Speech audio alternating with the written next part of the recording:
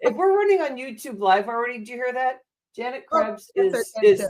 thinking about her red lipstick now. It's like it's a Hey, little too late, Mama. girls will be girls. Like, let's keep it real, right? Hey everyone, this is Fresh Talks Global Vision. We've been doing this incredible holding space for mindset matters. And I added on that last part as I've been organically growing this, I think since August, doing these like one-off interviews. And it's really about the heart, like getting to the heart, because the heart really gets cohesive with the brain when you start really playing with all this stuff. It's like a drum going, it's like boom, boom, boom, boom, boom. I mean, you feel like you want to dance and play. We need the mindset to be able to really stand in our truth, to be able to use our vocals so that we present what we really present. And when you start something new, let's just say you're growing. I mean, like, this is Fresh Talks Global Vision. We're talking about what our vision is out there in the world. Don't worry if it looks clunky. Don't worry about if it looks clunky. That's good. That means you're doing something new. And I call that a fail safe. You just keep feeling like you're failing, but you love being in that space because you go, keep on practicing. It's going to get better. It's going to get better. That's why I love having Janet Krebs. Janet, am I saying your name right? Is it Krebs? Yep, you can like Krebs Cycle or Maynard G. Sure. I married it. Whatevs. I was like, she's all casual. Whatevs. But I love your lipstick too. She's talking about my red lipstick. You know what? There's something about that. Like, I used to think you have to be inward bold or you have to be outward bold. Like, like wear the red lipstick, walk like a robot, be exterior, and then that's your power. Or it's like being mushy and like no makeup and stuff. And I say all of that is real, but just being yourself is what we're talking about here. And I everything that I'm saying, I keep thinking about my kids. And I was reading up on Janet, and I'm thinking about her kids too. And I'm thinking about all our future leaders out there, because that's what the space that she's holding. She actually has a global vision, a more open vision, which I want her to start getting into that first. And we'll get deeper into about standing in your leadership, like in your four walls. And it replicates out to the world as you start feeling that bigger and bold assness. Our kids really call us out on our crap. So I think this is the harshest place when you're raising your kids and you're trying to be a leader, and they challenge you and you want to yell and you go, here, wait, would a leader just like, well, maybe a leader would yell like right now, but maybe I'll calm it down in a moment, So it's like always thinking about how you want to show up. Hey, good morning, Janet Krebs. How are you How doing? are you? I'm doing incredible. I love holding the space for someone like you. You really are a superstar. I was looking at your website, and a powerful mama. So let's see here. 3-time best-selling author and earned advanced degrees in human behavior, counseling psychology, education.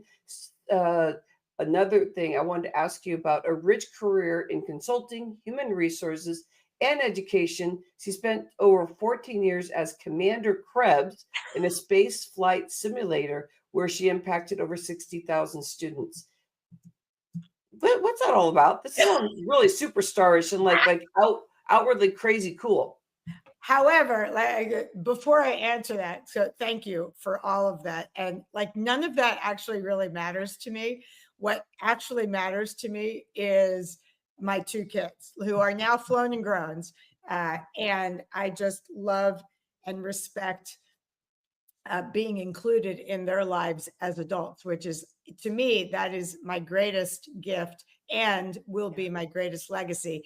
And as you just said, like I've done some really cool things. So back to Commander Krebs. I should have, if I had known you were going to ask me about it, I would have worn my flight suit. But that is actually a precipitator to this entire mission that I am on, because when you work in a space flight simulator as Commander Krebs, dealing with as many kids as I did, the entire platform, in addition to STEM education, science, technology, and was life skills, decision-making, problem-solving, communication, and teamwork. And so that was really the groundwork for the structure of putting a life skills curriculum in place, because I got to play with kids all day long, and not like young kids. These were like the hard kids that nobody wanted to talk to, the middle school kids, the adults, high school, the kids that already have attitude. But boy, when they came into my playground, whoo, man, I was really able to make some inroads. And so I took a lot of that. And then, of course, my own kids were growing up at that very influential stage as well. And Yeah. my life for 15 years and beyond was a learning laboratory. Wow. Like during the day, and it was like, oh, well, that didn't work at school. So when I came home, and it was like round the clock, I lived it, breathed it. My poor kids, oh my gosh, they were constantly under the microscope, but I've got this shit down. Yeah, I hear the leadership in there. Hey, you know what? Usually when we're leading with stuff, it's usually something we've kind of been challenged with also. And I think I want to go there, but then yeah, let's just see where this goes. Was that a struggle for you to step in as a leader? Was there something in there that you really had to learn to be able to get there? And was there a mindset thing that you really acknowledged that you had to do some work to really get there to how you wanted to show up for your kids, for the 60,000 kids you're talking about? Fair question. And no one's ever asked me that. So congratulations, Rhonda. That's a really great question. I was a scared kid. I was a very shy kid. And today, even, I am what is known as an ambivert. So for normal language, that's a very high functioning introvert, very happy doing my own thing. But I have learned, and my life has necessitated being on stage, structuring exemplary communication, getting the message out. And so I have straddled that as just a skill. And I don't know that it was a struggle other than just being sensitive, but I also grew up, like, I'm 61. So I'm not playing the age card, but the conditioning of us as girls in those decades where we were second, right? We grew up in a man's world. So I've never really thought about it as a weakness, because I've always been a little contrary and a nonconformist for sure. I grew up super fast, grew up on my own, lived on my own from the age of 17 and beyond. And so I had a little bit of grit that some kids didn't have, and it was a requirement to survive. So I don't look at it as a place of lack. For me, it was just like, you go, girl. Yeah, I love hearing about the survival and what you were learning. And I find that I acted as if I was a leader, and I bet everybody could really see through it because inside I was just feeling like so uh, torn apart. But that's what creates the leader, is like really holding yourself accountable to learning about, like, if you ever feel like you're a victim, in the space of what you dealt with as a kid. I think it's one of the most incredible strengths to be able to take in and really empower. With your beginnings, there's some things. You're street smart, you know what's going on, you grew up fast, and now you have kids, and your kids are like having this strong mom there, this support that that I'm learning to be a mom to these kids that I didn't know I could experience this. Can you give some, because it's all around mindset and where we get stuck and where we keep growing. Can you give me an experience or some way that you felt like you really expanded in that, and some fears you may have had around that as being a mom and having a background like that? Another guy, you're really good at this. I care, my Great, friend. I great care. question. That is a great, great question. Ironically, well, I'll answer you first. And I think the listeners can all relate to this. We either replicate the things that worked in our lives growing up, and we internalize them and say, that I'm never going to repeat that. And I think I was probably more the latter. Like, I didn't even want to be a mom, quite honestly, because I didn't have a great role model as a mother. And my father died when I was a very impressionable teen. So I was questioning the whole parenthood thing a lot. And it took 10 years. I was married 10 years before I decided that I actually had enough love in my heart to be a mom. So yeah, I think it's a decision. It's an intention. One of my favorite guideposts, that once we've made a decision to do something, for me, it was not to replicate some of the things that I didn't care for. And then I was just committed to being the absolute best example of what I thought a good parent should be. Did that answer your question? Yeah, and I feel, of course, my friend, I feel you're tapping into like a creative space when you start thinking about that, because it's like, when you hold your baby, it's like, here, why didn't I do this sooner? Because it feels right. I was a person that didn't think about being married or have children. And my mom, when she saw me having Jacob, my first one, he's going to be 21 in January. She even got scared at some point because she just was like, here, wait, you never wanted to be a mom. Like, I'm scared. Like, my mom went, through her process, watching her daughter go through this. And it was because I didn't have those examples. But I know that if you don't have the example, you're almost like in a fight or flight all the time. I don't know, Janet, I want to put words in your mouth, but let's add this to the conversation, that I could have looked very self-centered, because all I was thinking about is survival. What's my next move? Somebody's saying something to me. So what do I say? What do I say? It's like, how do I want to show up? How do I want to show up? And when you were speaking about being with somebody for 10 years and you could feel your heart, feel that you were ready for that, there's a big gap there. So we're talking about raising kids to be in that space of watching their family be leaders, mom, dad. We're talking women, us as moms, and being able to have open children that are like emotional IQ, just right on, spot on. They feel like they can communicate. Can you give me a story or a gem about what you learned about yourself by opening this up and saying, okay, it's been 10 years, babe. Let's have kids. I can feel it, and you can feel your heart growing. But then you said, you had your kids, but there's something there that you had to learn. What was it? There must have been many things, but what was it that you knew? These kids are going to have great emotional IQ. I'm learning how to be a leader in this space. Where does that take you with a question like that? What do you feel like you want to share about that?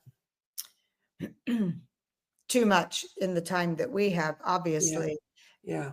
I think I felt, as I'm sure many parents do, hopefully they do, that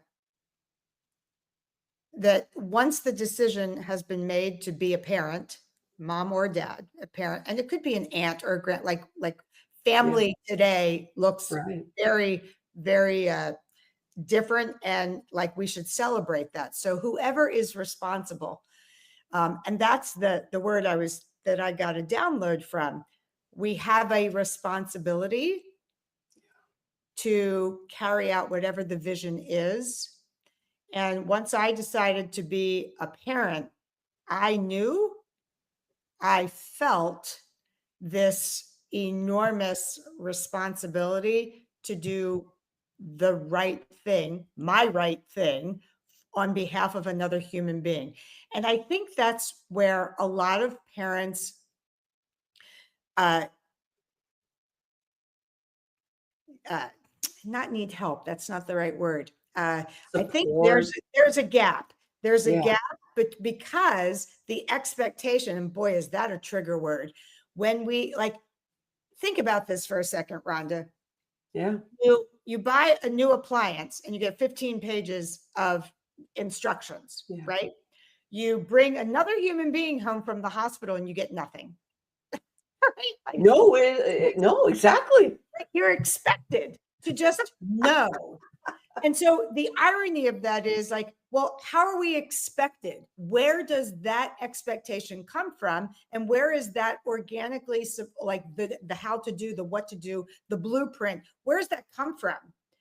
And so if we are relying on our history, conditioning, upbringing, all of that, and it's less than stellar, then you've got to come up with, like, you have to be a brilliant engineer on the fly to know what to do. And so the gap becomes when people are like, well, I don't want to admit that I don't have all the answers. There's shame in that, right? There's like, Yeah. I don't know what to do right now. I'm looking in the other room. I'm looking at that kid and I'm like, I really don't know how to help him or her. Like, I don't know what to do, but nobody asks for help in this realm because we're expected to know what to do. So again, I may not have answered that correctly, but you're doing great, Janet. I just knew, and I was committed to just really listen to what felt correct for me. And again, I did have the blessing of being in education. So I was around kids all the time. Before I did middle school, I mean, I've taught everything from Montessori to adults. So beautiful. I have studied human behavior for 40 of my 60 years. Like, this has been a thing. So oh my gosh. I was pretty good at it. And I love it. I put the playbook together, and I was just committed to making the best decisions I could. And when I made mistakes, and boy, don't we all, to just be able to look at my kids and go, that probably wasn't the greatest example of me as a mom right then. And I wish I could take that back, but I can't. So next time you can expect something different from me. And so being human, to let them know that I wasn't afraid to say, I'm sorry, and I made a mistake. I love those conversations too. I can remember being in a conversation, which I didn't realize was going to be a conversation, but one of my kids was just ready to just like come at me. They were like at their wits' end about something that was consistently happening. And they were saying, because this is, we're raising kids that we want them to speak up when, and I know that I'm still learning. So I'm sharing with my kids that, and I think this is a leadership role. I think this is a mindset role, is that you say, hey, please call me out on things. If you're not feeling right about something, if I put you in a space of feeling like a limited person, or I said something that hurt your feelings, and I've been telling them this when I really started doing the work about 10 years ago, it's like all of a sudden I start getting revved up. Like, I want my kids to, like, I see you kids, I'm a guide. And I was like, this is where my parenting is going. So I start sharing them this stuff. And so one of my kids was like, and just started yelling at me. And I was like, okay, take a step back. Let's listen to what my child has to say. Okay, you're a little upset. Take a breath in. And then it was a moment where I had a pivot point here. And I could have said, you never talk to me like that. Don't ever do that.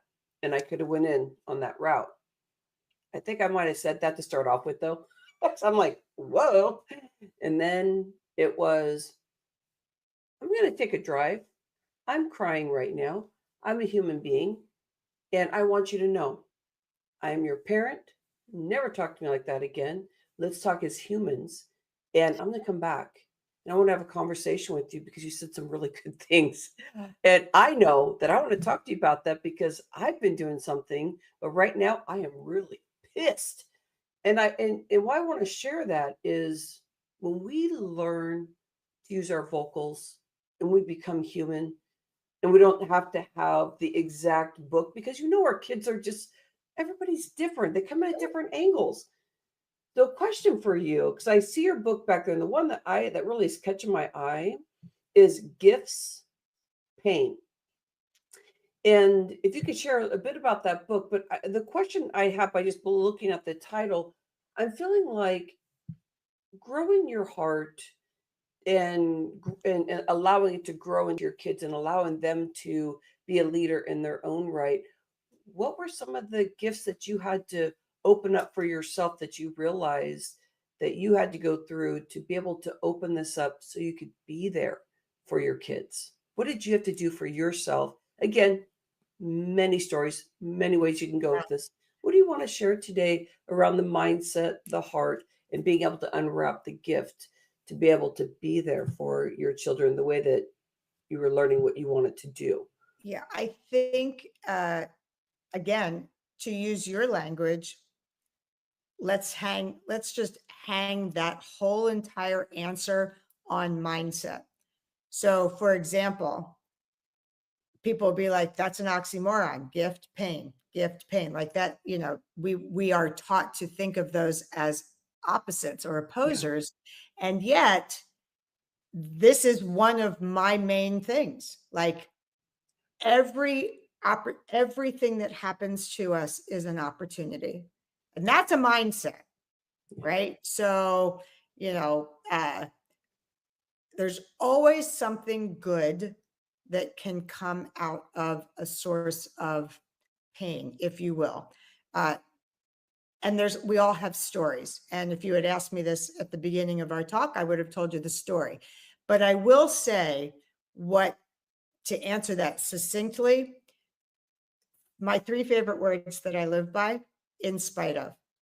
So, in spite of all of the things that happen, in spite of, whatever it is, losing a pet, losing a parent, like whatever the drama, whatever your story is, there is always something. Does it come right away? No. Sometimes it comes years later and you go, oh my gosh, that's why. Or you're laying in bed and you get a download like, oh, I just had this great epiphany of like why that actually happened. So, yeah, and that's faith. Isn't that faith? Just like Yeah. trusting when Yeah. things don't make sense, you just have to trust that it all is in this natural order of things.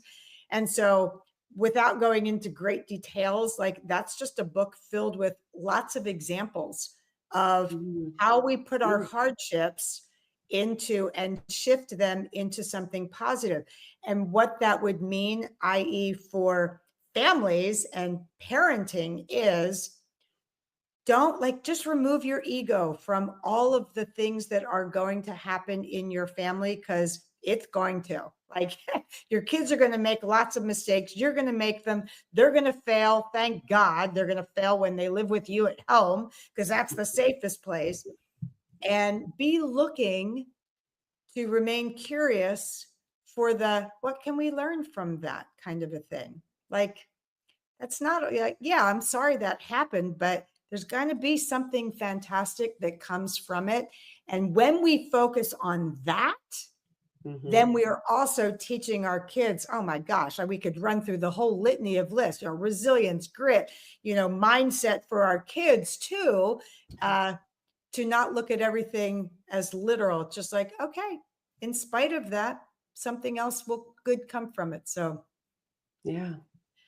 I lots of love that. stories that I didn't tell you the story because we don't have time. However, I would just encourage people to be always looking for the good that comes from all things. Yeah. I love that. The 3 books that you have, Turning Points, Take Action Now, Gift Pains, sh- give some history on just like what each book is about. Let's kind of sum this up of what you feel your work is here in this world, like what you're doing. Now, I have Well, a feeling those books are your babies of knowledge, acknowledgement of stuff. actually, those were some really fun author participations. Those are all compilation books that I had the blessing of being included in. My book is actually I'm in that. If you've ever written a book, like that the author copy at the very end, you get that. I'm waiting for that right now, and we're doing design covers, which will Ooh. be, and so that will be my book. I don't know actually the title yet. I'm waiting to title it Oh, last, this is and it fun. This is it fun will be stuff. something about like the 15 universal shifts that parents need to make just to help out. It's not Wow. it's not how so a great example. It's not how to diaper kids, but it's about that mind shift, what we were just talking about, how to turn failure into the positive. Yeah. So how not to be afraid of failure. So those books were all stories leading. Those are actually the stories. That's the dreck that led to where I am today. That's where you find many of those stories, and like, parenting is leadership and things like that.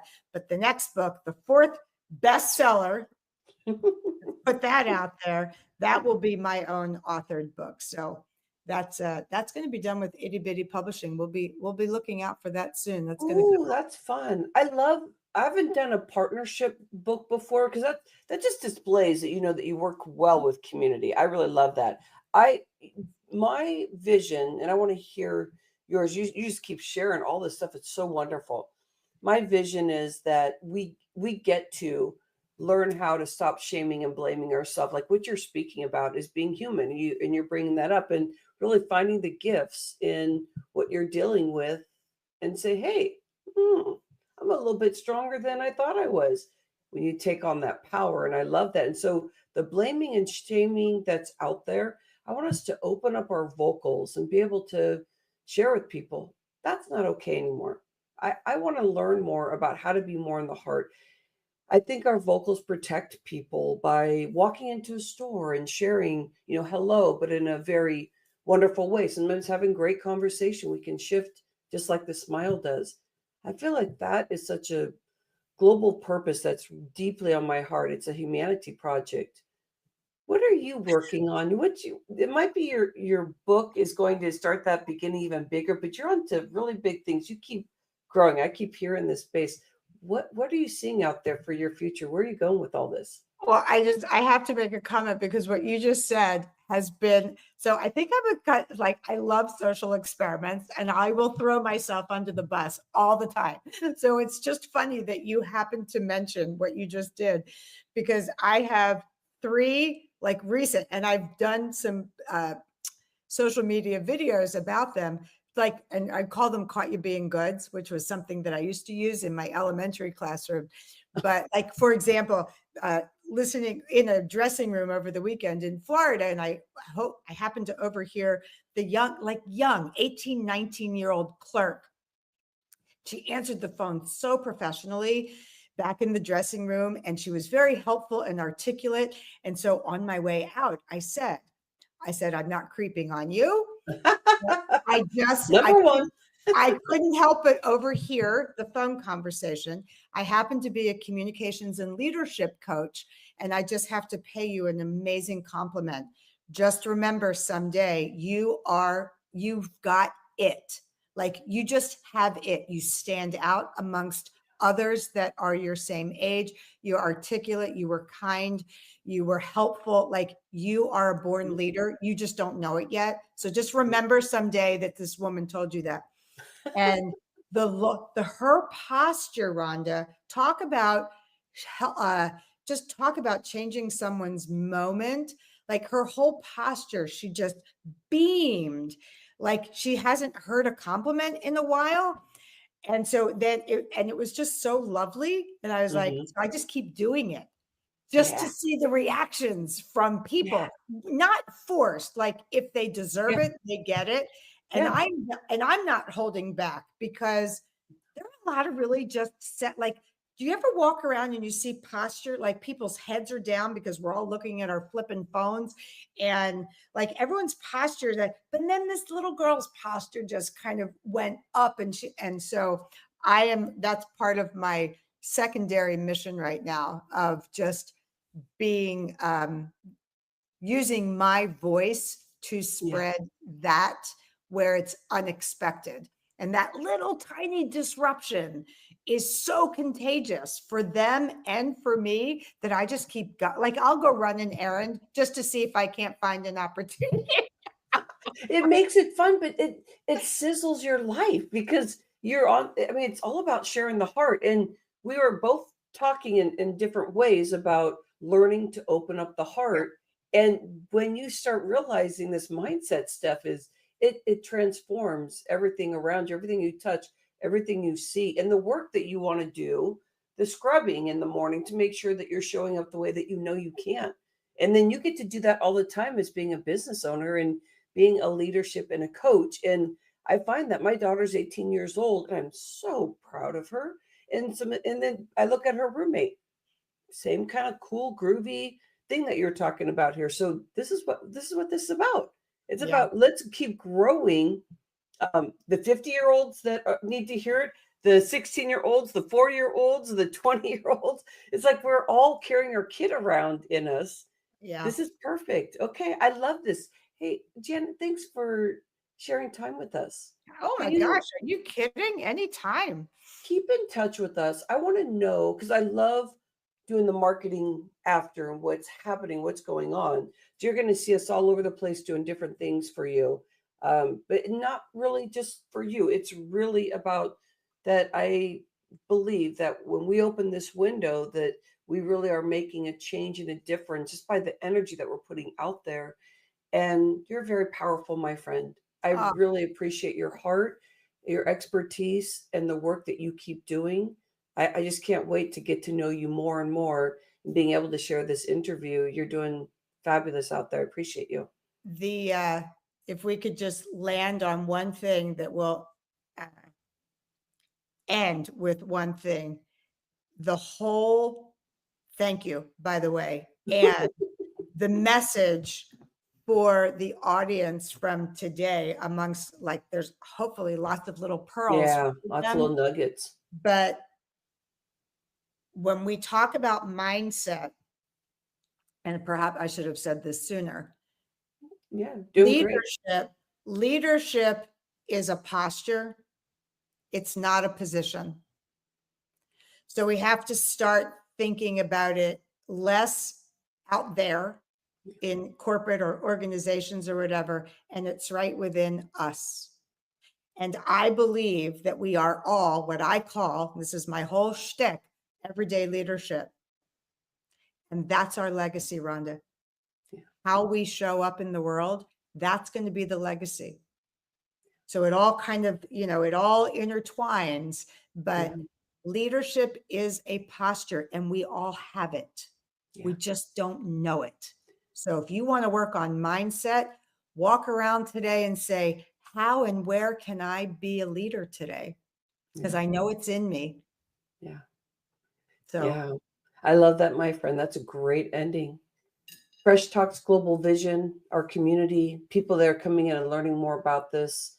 I hope you really enjoyed the conversation. I hope it grew your heart in a way that was like and added those layers because we just keep growing and growing and growing. And I use that word just, but I want to take that away and make it like this big, powerful thing. If we live here to be in the 80s or 90s, there's no ending. That's what's so beautiful. So I believe that we're here to do mindset transformation entertainment. It's something I trademark. This is entertaining.